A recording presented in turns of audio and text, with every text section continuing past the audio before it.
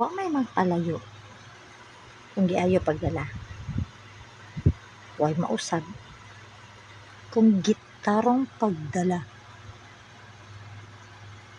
Siyempre, kung ayuhon ganinyo, ayuhon sad mo.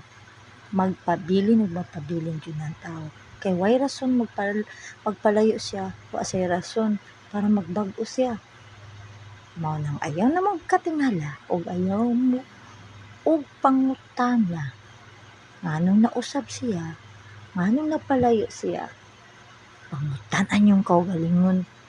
Ngano kanang tawhana, bayhana ni palayo og nausab. Kay basin wa mo lang kakita, manisuno ra na siya nimo. Iya ra sang gipakita kung giunsa nimo sila pagdala, giunsa nimo siya pagtratar. Kay walay mausab, walay magbag-o kung ayuhon lang sad nimo pagda. So, ask yourself first before ka mag-wonder ngano, before ka mangutana niya ngano, ang tanda sa imong kaugalingon kay basin naa nimo ang diferensya.